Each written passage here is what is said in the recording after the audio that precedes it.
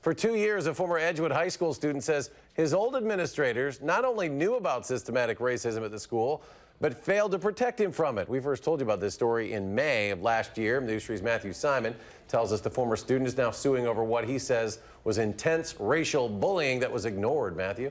And Eric, we talked to Blake Brodniks last May after he felt racism at Edgewood High was so bad he had no choice but to leave. His family now living in Indiana. His lawyer says they had hoped since then that Edgewood administrators would clean up their school's act. In their view, that has failed to happen to the point where they have now sued.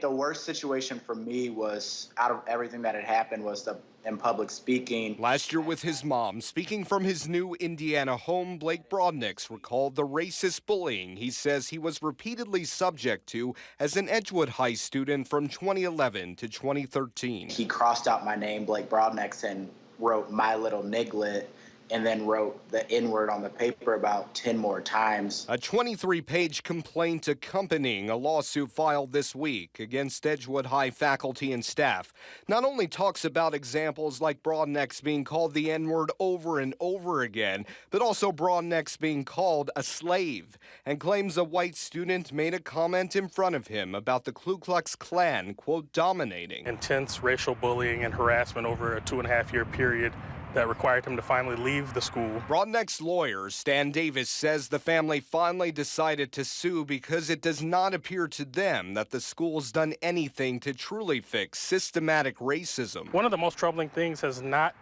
just been the things that happened in the school. It's been the reaction of the administration, the lack of willingness to accept that so many of the things that happened there were inappropriate. But in May, school administrators told News 3 they did not believe rampant racism was part of their school's culture. And through examples like a school assembly, they promptly addressed concerns as they came up. And when we knew and know about an issue, we do deal with it. In a statement to News 3, Administrator Michael Elliott says, in part, we believe the claims of the lawsuit are without merit, and Edgewood High School will vigorously defend its reputation as a school that fosters inclusion and has a strong commitment to ensuring a welcoming, diverse, and safe, supportive environment for all who learn, teach, and work here. And unfortunately, we've had to get to a point where a lawsuit was necessary.